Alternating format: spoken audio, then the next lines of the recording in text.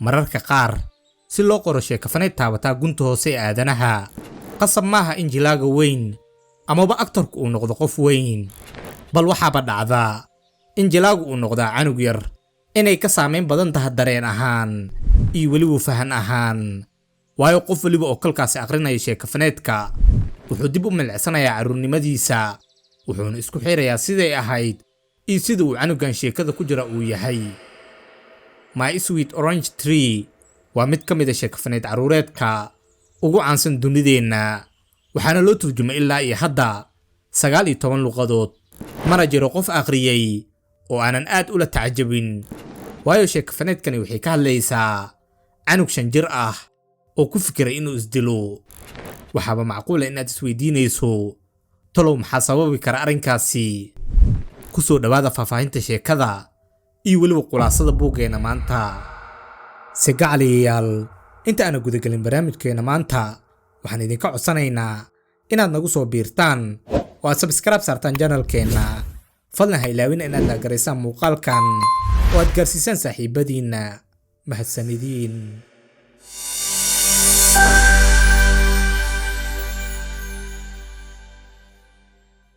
sheekafaneedka My Sweet Orange Tree oo afkeena hooyo ku noqon kartaa geedkaygii limacaanta ahaa waxaa ku farayareystay 𝐻𝐤𝐻𝐿𝐴𝐻𝐿 waa qoraa Brazilian ah oo noolaa intii u dhaxaysay 1920kii ilaa 1984.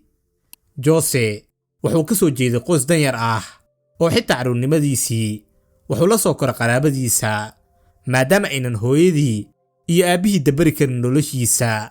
carruurnimadiisii adkayd, kalinimadiisii iyo weliba gacmo marnaantii qoyskiisa waxay liseen fikirka Jose inta uusan noqon qoraacan ahna waxa uu ahaa mid soo taabtay darbiyada shaqooyinka oo dhan, oo wax uu noqday xamaali, kaluumayste, tababare, jilaa, saxafi iyo weliba macallin. kolka la fiiriyo wax soo saaradiisana waxa uu caansay sheekafaneedyada kale ah muuska duurjoogta, qoraxda aynu isku kululeyno iyo weliba sheekafaneedka aan barnaamijkeena maanta ku soo qaadan doono ee geedkaygii limacaanta ahaa. Zeze waa canug 5 jir ah misana aad u caqli badan, si ka soo jeeda qoys danyar ah oo degan dalka Baraasiil. dhanka kale Zeze waa canug aad u dhib badan, god weliba gacanta geliyo, waxayna walaalihiis u bixinayaan shaydaankii yaraa iyo bala socoto. aabiis ma shaqeeyo, hooyadiina si ay u kabto qoyska ay booyaasad u noqonaysaa. wax la'aanta qoyska iyo weliba faqriga ay qoyskan ku nool yihiin wax ay saameeyeen qaab nololeedka Zeze wuxuu ku nool yahay nolol aanan jacayl, naxariis iyo damqasho toona lahayn, oo 90ka aflagaado iyo dil ayaa la isugu darayaa. maalin maalmaha ka mid ah Zeze iyo qoyskiisa waxaa laga saarayaa gurigii ay deganaayeen maadaama ay kiradiisii iska bixi waayeen. guriga cusub ay u guurayaan haba ahaado mid yar wuxuu leeyahay beer ay ka baxayaan geedo kala duwan. walaalihiisa waxa ay taabsanayaan geedaha waaweyn oo qof waliba wuxuu leeyahay geedkan anigaa leh.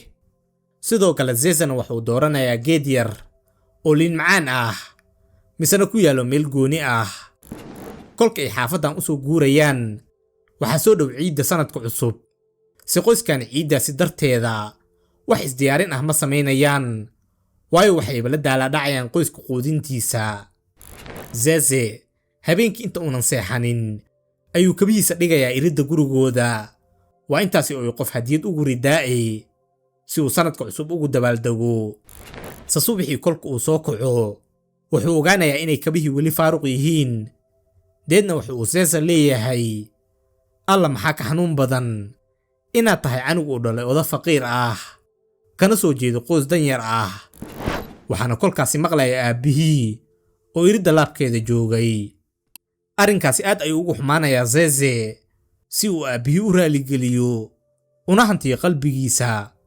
wuxuu bilaabayaa inuu ka shaqeeyo kabacasayn, deedna lacagtii uu soo helo maalinta koowaadba wuxuu baakad sigaar ugu soo gadayaa aabihiina aad ayuu arrinkani ugu yaabayaa oo canugii yara ayuu laabta gelinayaa.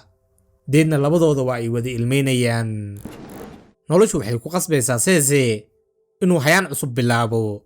wuxuuna la kulmayaa nin dhalinyaro ah oo muusig ku garaaco bartamaha magaalada, misna magaciisa la yiraahdo Arivaldo. Zezena wuxuu ka codsanayaa inuu la shaqaysto, si Arivaldo waa uu ka diidayaa. wuxuuna u sheegayaa inuu weli yar yahay. Zeze wax weliba ayuu u samaynayaa si uu ugu qanciyo Arivaldo. ugu dambayna Arivaldo waa uu aqbalayaa inuu la shaqaysto. Zeze wuxuu bilaabaa inuu dadka soo jiito oo uu yiraahdo aabahay saacida si aan u noolaano. deedna dadku waxay bilaabayaan inay aad ugu riyaaqaan oo uu Arivaldo lacag badan sameeyo. se nasiib xumo, aabihi ayaa arkaya Zeze oo ninkii islaameed aabihiis ku tilmaamayo.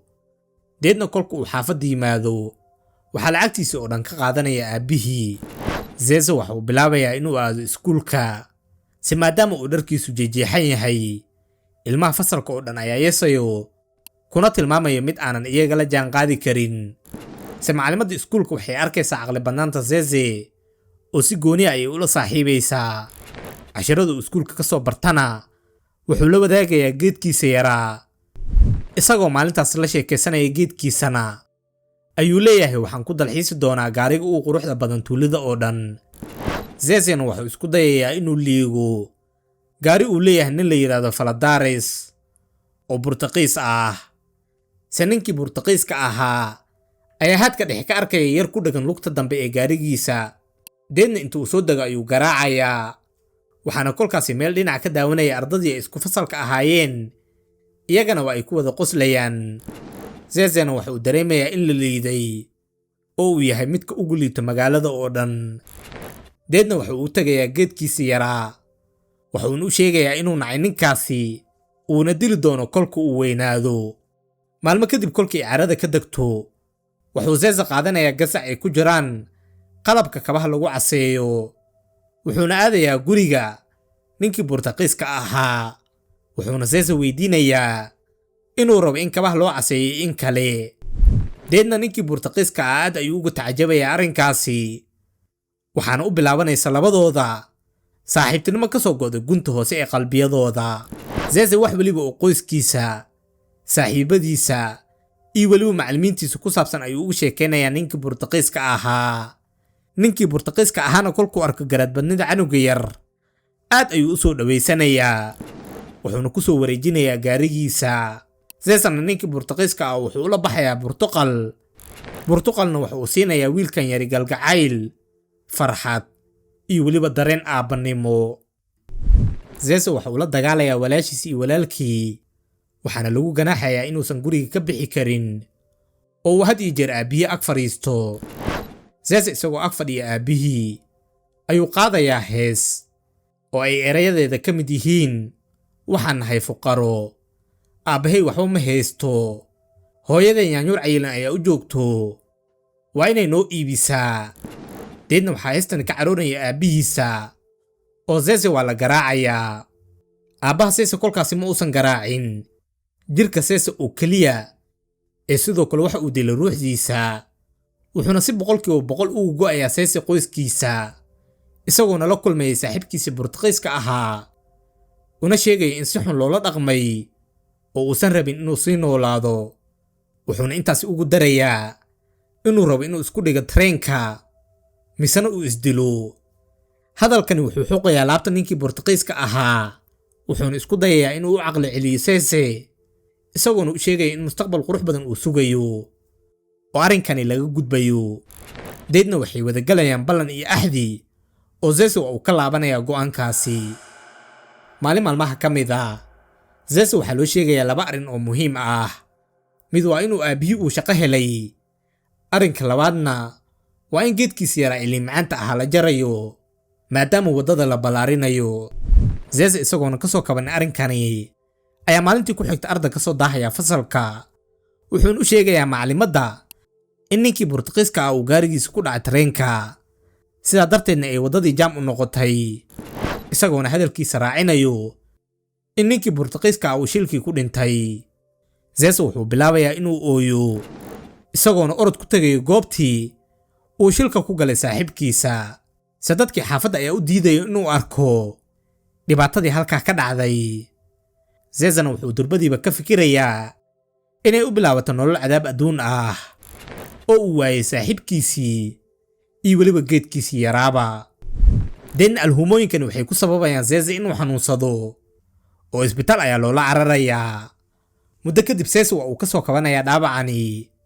aabbihiina wuxuu u sheegayaa inuu shaqo fiican helay oo ay u guuri doonaan guri cusub kuna noolaan doonaan nolol farxad badan. zeeze wuxuu dhibsanayaa hadalka aabbihii waayo wuxuu aaminayaa in ninkii Boortaqiiska ahaa ee dhintay uu ahaa aabbihiisii dhabta ahaa. kolka aan fiirinay sheekafaneedkani waxay aad u gilgilaysaa laabta akhristaha, weliba goorta uu Zizi ka fikirayo inuu isdilo. bal suuraysa canug yar oo 5 jir ah oo damcay inuu isdilo maadaama uu noloshii ka waayay qof isaga dareen ahaan fahanto. sheekafaneedkani waxay sidoo kale ina baraysaa in carruurta ayna kaliya u baahnayn cunto, dhar iyo weliba daryeel, ee sidoo kale ay u baahan yihiin galgacayl, naxariis iyo weliba la saaxiibid. tanina waxay ina soo xasuusinaysaa oraahdii caanka ahayd ee uu yidhi filosoofkii weynaa ee Aflatoon, qofna waa inuusan carruur dunida keenin haddii uusan diyaar u ahayn inuu si buuxda u daryeelo oo u adkaysto ilaa iyo dhammaadka tarbiyadooda iyo weliba waxbaridooda. oraahyada aan kala soo baxna buuggeenana waxaa ka mid a zeezow, aadanuhu marnaba isma beddelo. waad ku dili kartaa wadnahaada dhexdiisa qof, waayo waxaad joojinaysaa inaad jeclaato. iyaguna maalin maalmaha ka mid ayay kaa dhiman doonaan. qof weliba waa uu xanuujinayaa. se ma aqaano si aan ugu sharaxo waxaan dareemayo. waxaan rabaa inaan isdilo. waxaan isku dhigayaa tareen, deedna waan dhimanayaa. waxaan ahayn 2 walaalo ah, misana yaryar, anigii iyo geedkaygii liimacaanta ahaa. waxaan la sheekaystaa geedkayga liimacaanta ah, waayo waa midka keliya ay dhegaysto aniga. ugu dambayna, haddii aad halkan nala soo gaarteen, la jirkiina farxad ay noo tahay saaxiibayaal. inta aan barnaamijka xigay kaga kulmi doonana, waxaan idinkaga tegaynaa dunidu waa dulqaad, dadaalkuna waa muhiim.